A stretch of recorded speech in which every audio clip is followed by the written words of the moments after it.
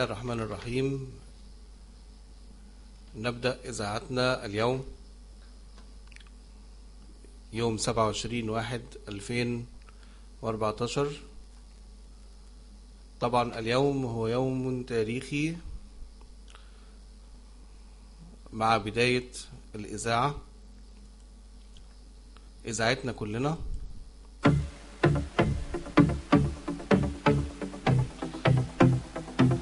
نحب نقول إن إحنا تعبنا كتير لحد ما حققنا الحلم ده. طبعا حلم كلنا كنا عايزينه، حلم كلنا كنا مستنيينه. نأمل إن إحنا من خلال الإذاعة نقدم فقرات تفيدنا كلنا. طبعا أنا عارف إن الإذاعة فيها مشاكل تقنية، عشان كده كتير معرفش يدخل، بس إن شاء الله من كان أوله عقبات يكون آخره مسرات. أنا أعلم أن الجميع منه يشوف أو يسمع الإذاعة، وإن شاء الله نكون عند حسن ظنكم. طبعا من خلال مجهودنا كلنا ومن خلال الفقرات التي تقدم في الإذاعة إن شاء الله هنوصل مع الوقت للمستوى اللي احنا كلنا مستنيينه. طبعا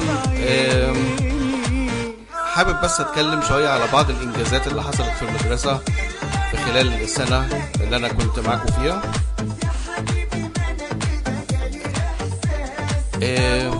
اولا على المستوى الاداري الحمد لله تم تفعيل دفاتر الحضور والانصراف، تم عمل نظام مرقم للاجازات الاعتيادية، تم عمل نظام مرقم للاجازات العارضة،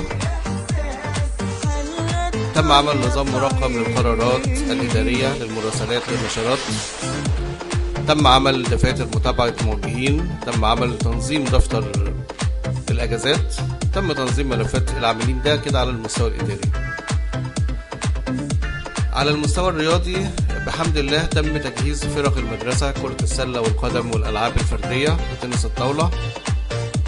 طبعا اللي قدرنا نجهزه عشان يحقق بطولات طبعا بقدر الامكان، كان الوقت ضيق طبعا، بس الحمد لله بفضل الله ثم بفضل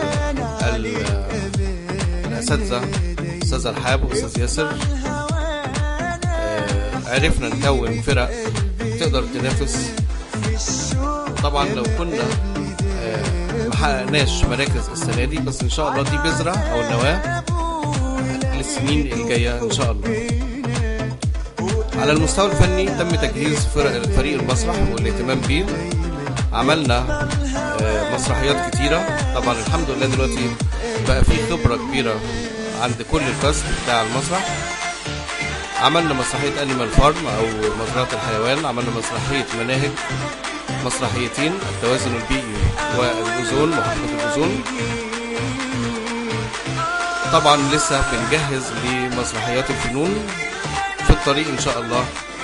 مسرحية تاجر البندقية The Merchant of Venice، ومسرحية تانية يتم الاعداد ليها بطن الجبل.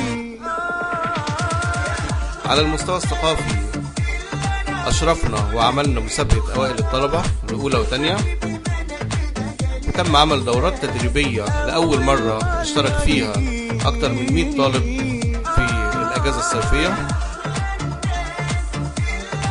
على المستوى الترفيهي عملنا أكبر رحلة تقوم بها المدرسة، 153 فرد، 4 أتوبيسات رحنا بيهم دريم، أكبر رحلة في تاريخ المدرسة،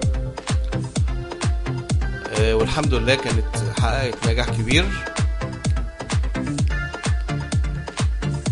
طبعا على المستوى التكنولوجي،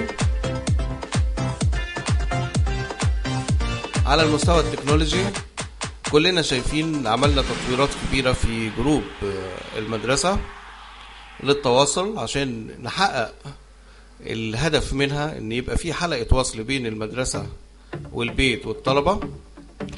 عملنا تحديثات كبيرة في موقع المدرسة عشان تبقى اكتر جاذبية للطلبة ولأولياء الامور. عملنا تنسيق وطرحنا افكار عشان نزود الرقابة الداخلية من خلال زيادة كاميرات المراقبة في مباني المدرسة. كل ده نقدر نقول على المستوى التكنولوجي اتحقق السنة دي برضو.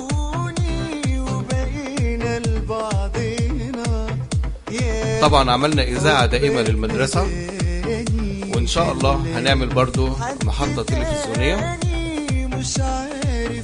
على مستوى العاملين تم مناقشة موضوع المرتبات وتم الوصول لرفع جزء من المرتبات وإن شاء الله هتستكمل.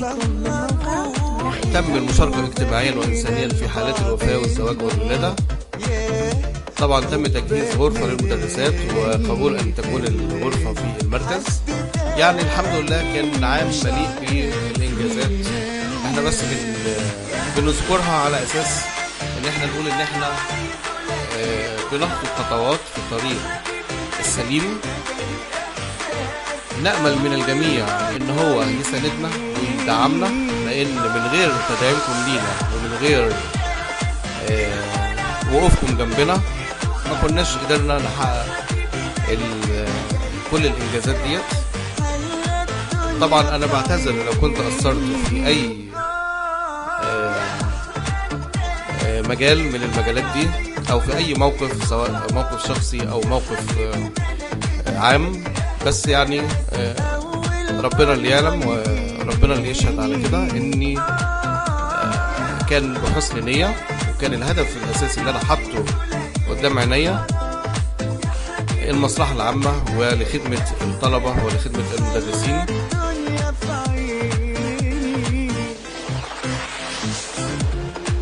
طبعا في لسه انجازات هتتحقق ولسه في شغل كبير قوي هنعمله، بس طبعا كل ده زي ما قلنا بدعمكم لينا وبمساندتكم لينا.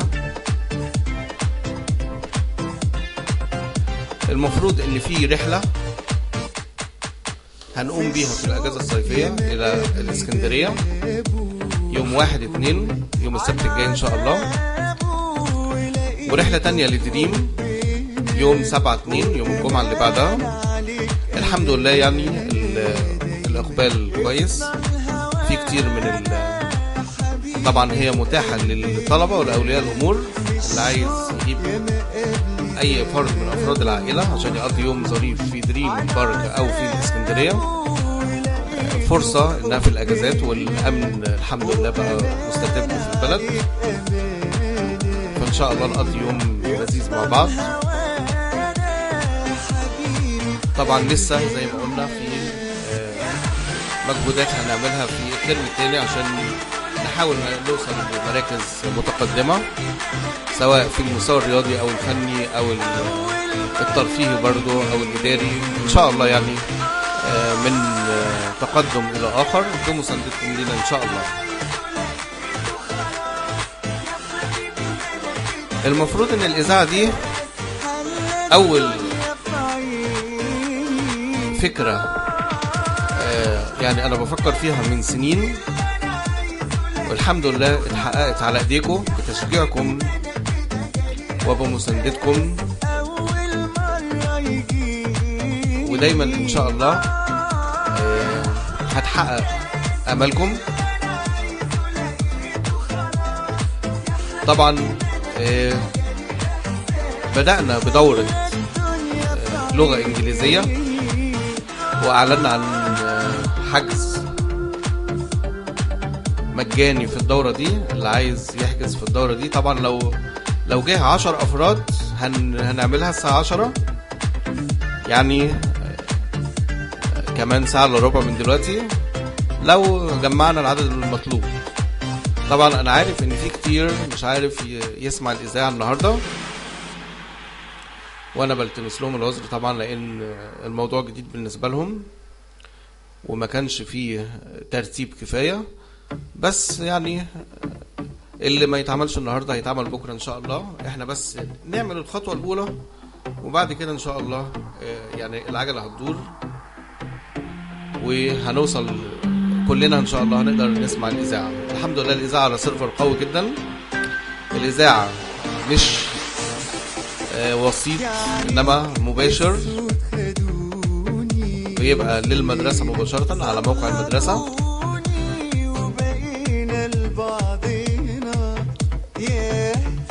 فنأمل ان احنا نحقق طموحاتكم ونكون على قد مستوى الطموحات دي. طبعا لم يتم تجهيز برامج بعد، انما دي كلمة افتتاحية للإذاعة وكلمة تاريخية هنرجع لها بعد سنين. طبعا الكلمة دي بنسجلها، يعني هي دلوقتي لايف انما انا بسجلها عشان برضو نرجع لها مستقبلا في تاريخ المدرسة. طبعا انا بطلب من جميع الطلبة وجميع المدرسين ان هم يقفوا معانا في حاجتين. اول حاجة يقفوا مع الطلبة في المجالات غير الدراسية، لان مش كل حاجة دراسة، انما لو خلينا الطلبة تحب المدرسة وتحب تيجي المدرسة هيبقى المعلومة توصل لهم بطريقة ألذ، بطريقة أسرع، لأنهم بيبقوا عايزين يجوا المدرسة وحابين المدرسة، غير لو احنا كررناهم في المدرسة بأساليب تعنيف وبأساليب ضرب. فنأمل من المدرسين ان هم يعني يحببوا الطلبة في المدرسة. تاني حاجة انا بطلب من الجميع تسجيل اي لحظات حلوة بتمر، يعني في رحلة مثلا معينة مفيش مانع ان احنا نصورها، في مسابقة معينة نصور اللي عنده مجال للتصوير في الموبايل بتاعه، بحيث ان احنا نجمع الصور دي للمستقبل. هتزعلوا والله كتير لما الوقت يمر وتقولوا يا ريتنا كان في صور نسترجع بيها ذكرياتنا. يعني احنا بنعمل الموضوع ده او انا بعمل الكلام ده لكم انتوا، ويبقى دافع لكم انتوا كمان. يعني لما توصلوا مثلا مركز كويس وتصوروا الانجاز ده هيبقى دافع لكم في حياتكم، هيبقى دافع لكم لمستقبلكم. يعني الموضوع ده مهما كان يعني محدش مقدر اهميته، انما بيدي موتيفيشن، بيدي دافعية قوية جدا للطلبة للمستقبل. يعني انا متأكد 100% ان اي شخص او اي طالب متميز في مجاله لازم هيبقى متميز في حياته، ده لازم اكيد. الموهبة اللي عند اي حد حاول تنميها، لان هي دي اللي باقية. كلنا بنذاكر وكلنا بتدخل لراسنا معلومات، وزي ما بتدخل زي ما بتطلع، في حاجات بتستقر في وجداننا بتستقر في تفكيرنا، انما الموهبة والمهارة دي اللي صعب الحصول عليها. فلما تبقى عندك موهبة او مهارة في مجال معين حاول تحافظ عليها، ما تفوتهاش، ما تحاولش ما اديها وقت، ما تقولش ده هتضيع وقتك، لا بالعكس هتبقى زي ما انت اديتها زي ما هي هتديك مستقبلا. لو انت محترف في كرة القدم نمي مهارتك، هتلاقي نفسك حب الحاجة هتحبك. فأملي لكم جميعا انكم تهتموا بأي مهارات عندكم وتحاولوا انكم تنموها، لان الموضوع ده مهم جدا وبيغفل عنه الكثير. طيب زي ما استعرضت قدامكم الانجازات اللي تمت في السنة اللي انا كنت معاكم فيها.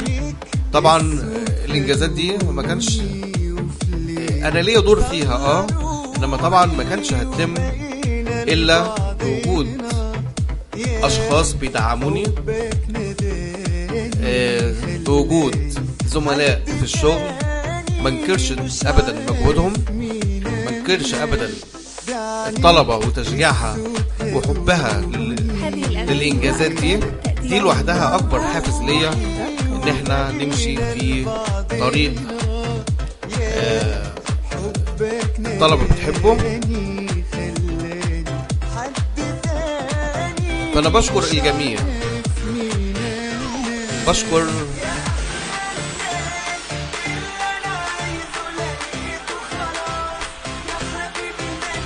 من بدأوا المسيرة، الوالد والوالدة، بشكر المدرسين، بشكر الطلبة على كل الدور الكبير اللي انتوا عملتوه.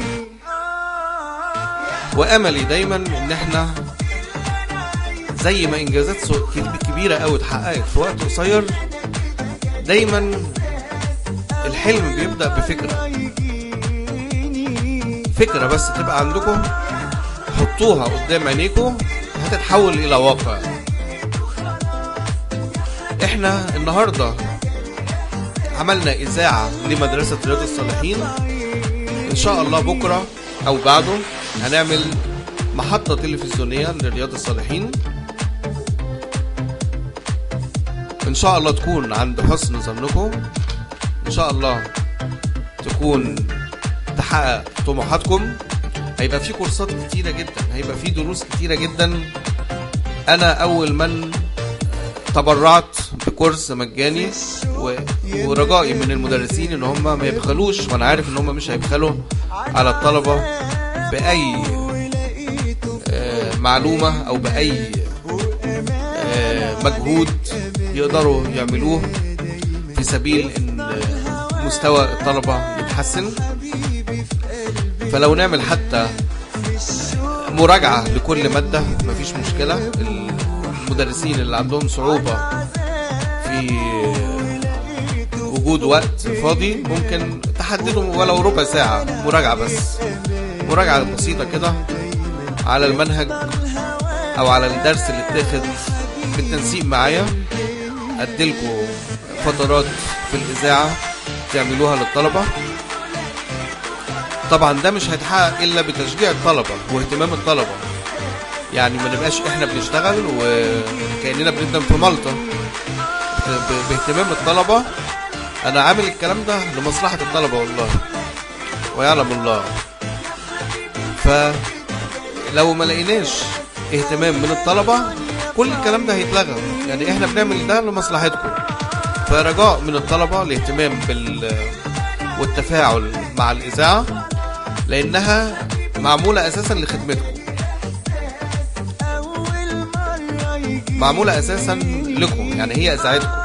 حط في بالك كده إنك أنت تمتلك دلوقتي إذاعة في إيدك، إنك أنت تقول رأيك للناس كلها، في إيدك إنك أنت تسمع صوتك لكل الناس، تسمع صوتك للعالم كله. الإذاعة دي بتوصل لأمريكا، بتوصل لكندا، بتوصل لأوروبا، بتوصل للعالم كله. احنا دلوقتي في اللحظة اللي انت بتسمعني فيها في حد تاني انا عارفه زميلي بيسمعني في السعودية، وفي واحد تاني بيسمعني في انجلترا. دول انا عارف ان هم بيسمعوني دلوقتي، وفي كتير هيسمعونا، وفي كتير هيتابعونا. بس الكلام ده مش هيتحقق الا لما انتوا يبقى عندكم اهتمام برضو بالإذاعة. انا عملت البذرة اهي، دوركم انتوا انكم ترعوها، رعايتها مسؤوليتكم انتوا.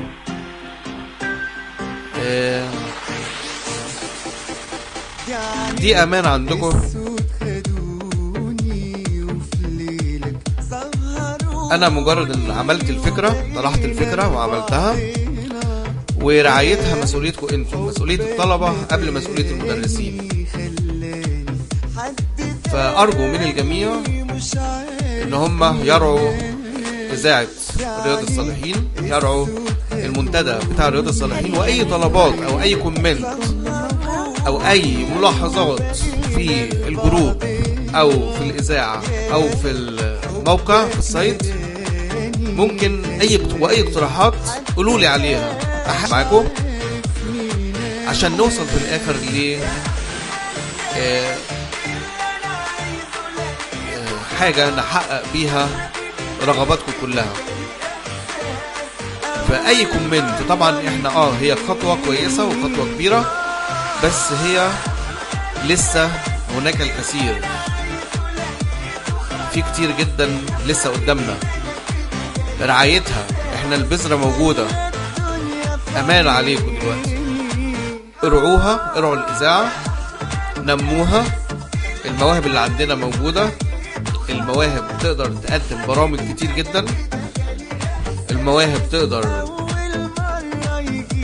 تفعل الإذاعة، المدرسين يقدروا يفعلوا الإذاعة من خلال الدروس المجانية، وممكن مستقبلا يعني اللي يحب من المدرسين برضو يبقى دروس مدفوعة باتفاق مع الطلبة، مفيش أي مشكلة خالص. دي تكنولوجي موجودة، واللي يحب يطوروا المجال متاح، بس احنا بنهدف في المقام الأول خدمة الطلبة. حطوا في اعتباركم خدمة الطلبة ده في المقام الأول. وشكرا لكم جميعا، وآسف على الإطالة، بس يعني كلمة كان لازم أقولها. وزي ما قلت، من غير أفكاركم ومن غير رعايتكم ومن غير اهتمامكم بالجروب وبالإذاعة وبالموقع، الثلاثة دول هيموتوا تاني. فرجاء منكم انكم زي ما انا عملت الدفع لها كده، ابدأوا انتوا ادفعوا، زقوها اكتر، فعلوها اكتر، بدل ما ترجع تدبل تاني وما نوصلش اللي احنا عايزينه.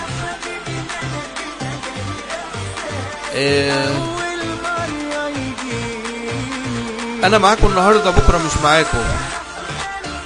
انا موجود بكرة، ممكن كلنا طبعا بعد عمر سواء قصير او طويل كلنا هنموت، فانما الباقي ده الاعمال هي اللي بتبقى باقية، اعمالنا دي هي اللي بتبقى باقية. فالعمل ده سواء انا موجود معاكم او مش موجود،